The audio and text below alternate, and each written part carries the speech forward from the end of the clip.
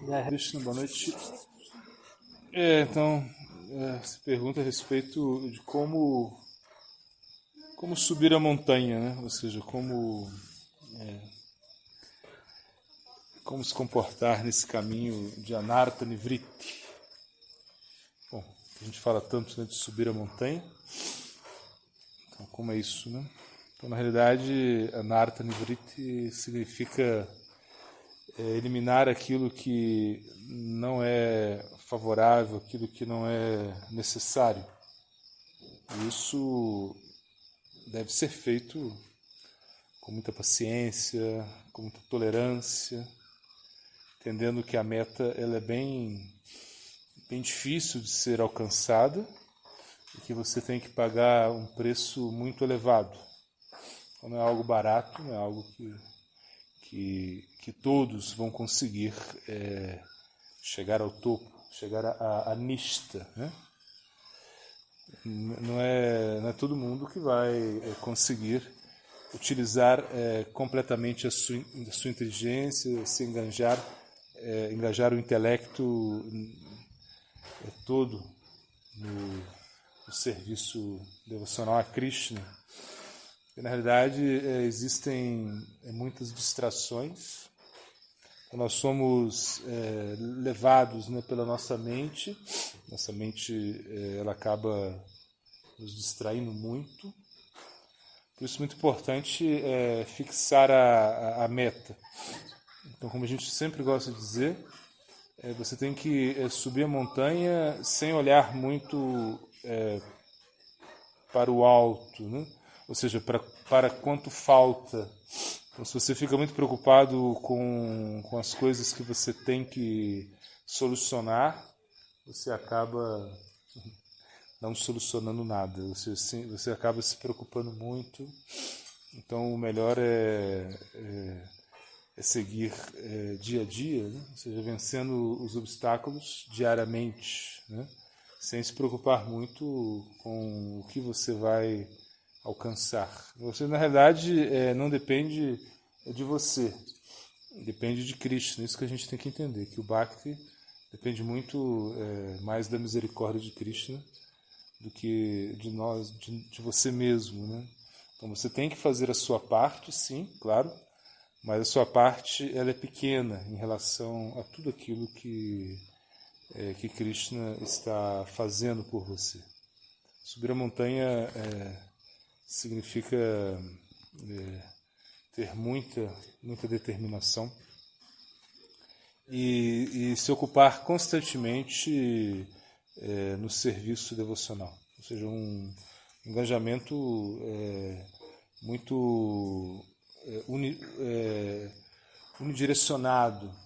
Vasatmika buddhi ekha kurunanga bahushaka anantascha buddhayo vivashainam. Então o verso diz: a inteligência do transcendentalista ela é uma inteligência muito direcionada. Ela não é uma inteligência difusa.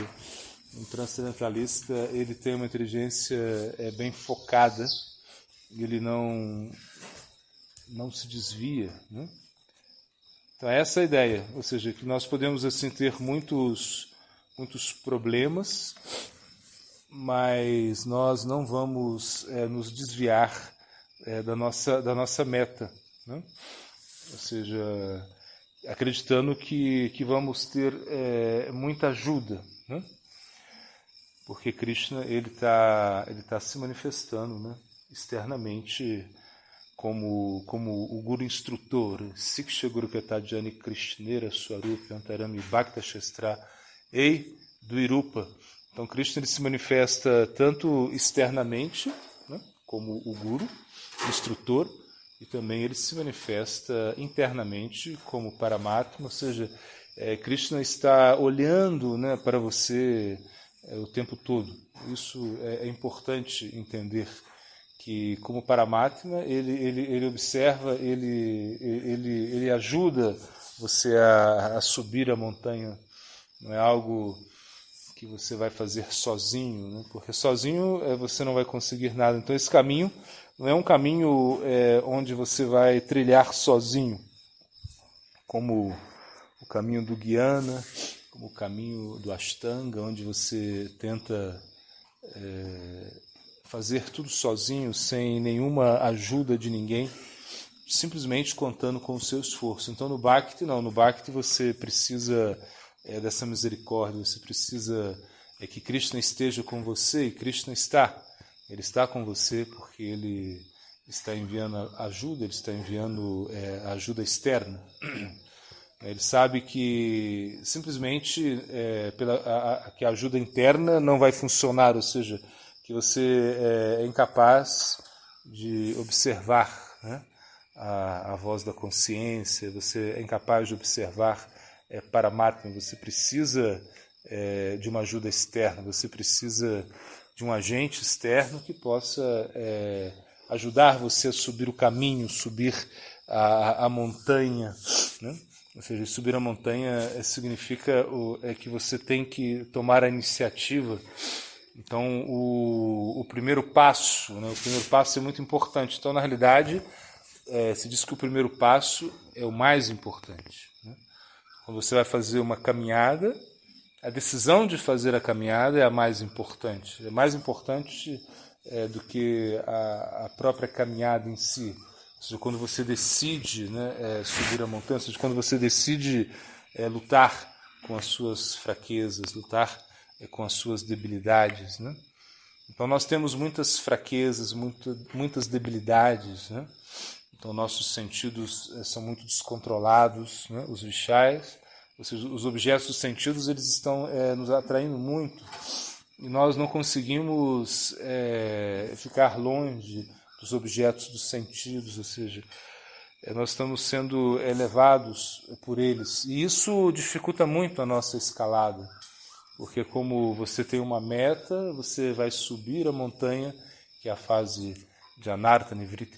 Entretanto, você acaba sendo muito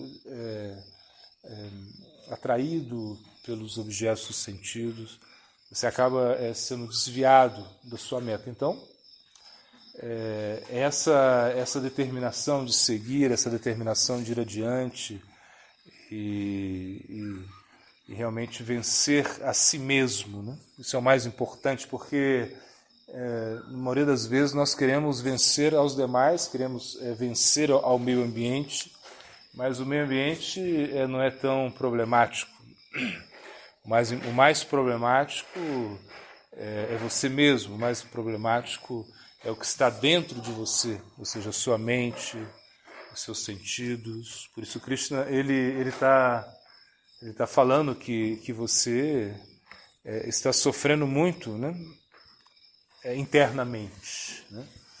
Então, externamente você pode ter algum sofrimento, claro, todo mundo tem algum sofrimento externamente, algo que incomoda muito externamente, né, como o meio ambiente, por exemplo, mas internamente o sofrimento é muito maior, porque nós somos eternamente conectados com Krishna, né? Mamam Vansho Divaloki Divabhuta Sanatanaha Manahashastani Indranini Prakriti Stani Karshatihi. Mas ao mesmo tempo nós estamos sofrendo muito com a mente, com os nossos sentidos.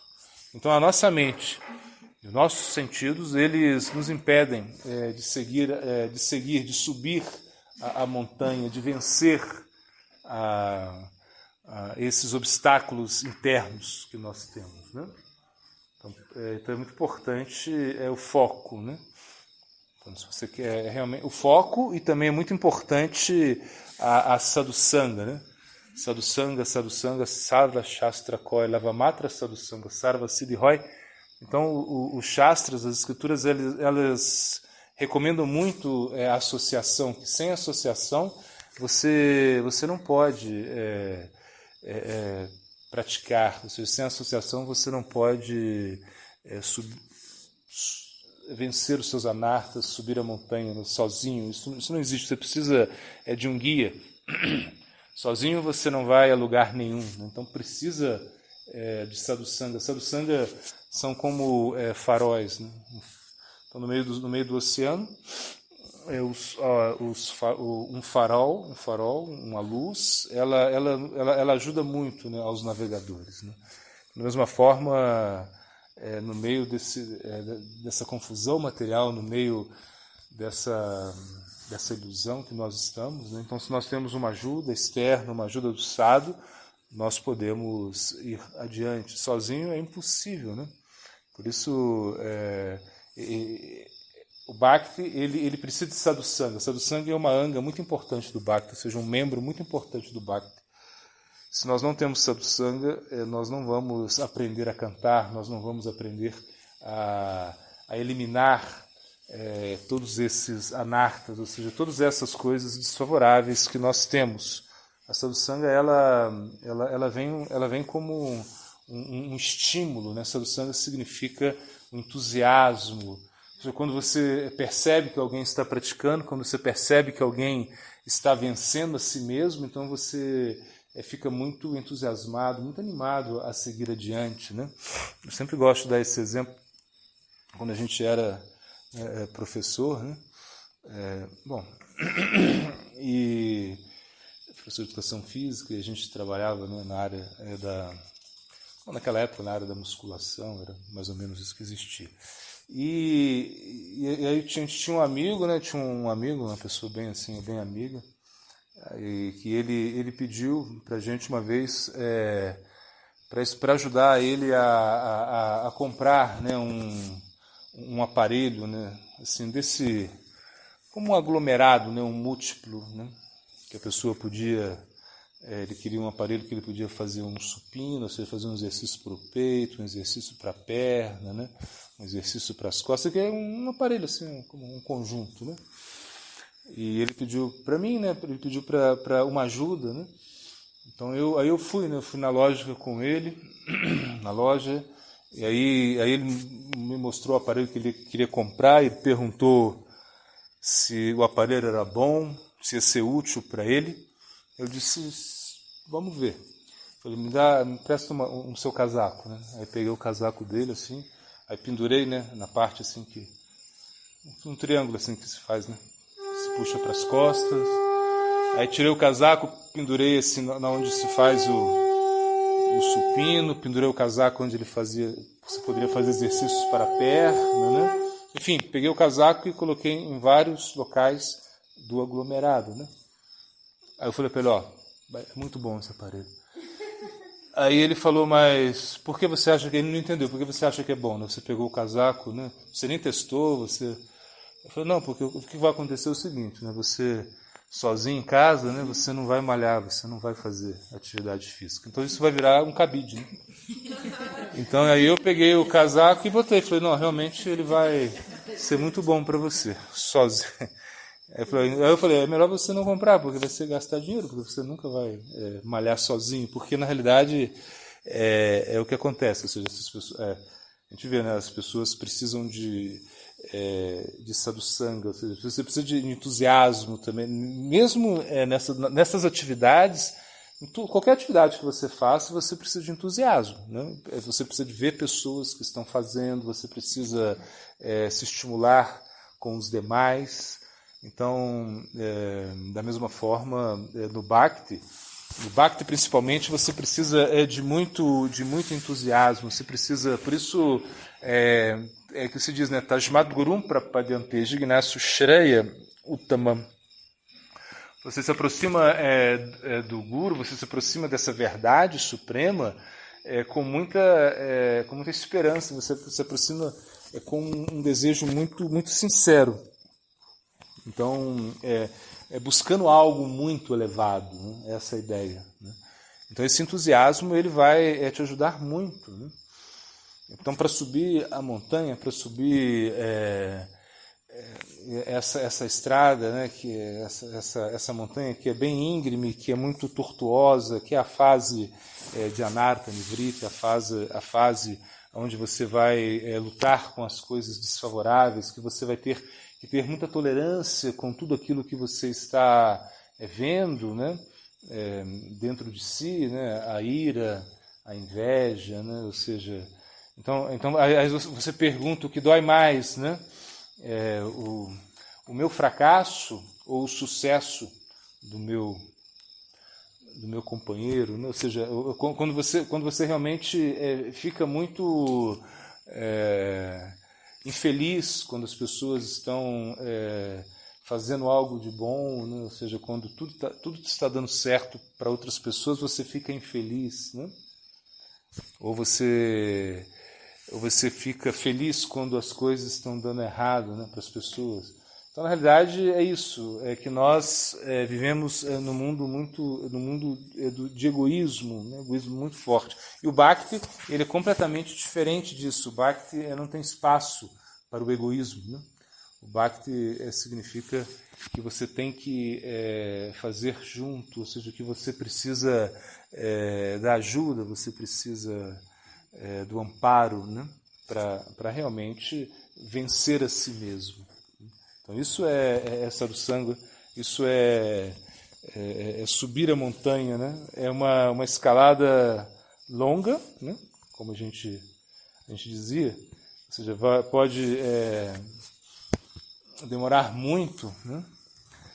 Pode demorar muitas vidas, ou seja, você pode passar muitas vidas, né, nessa etapa, né? Eliminando os anartas, eliminando aquilo que não é favorável, né? Aquilo que é, na realidade, aquilo que é desnecessário, né? Então nós estamos dizendo, né, você tem que subir a montanha, mas você não precisa levar a máquina de costurar quando você sobe a montanha, né? Não tem sentido, né?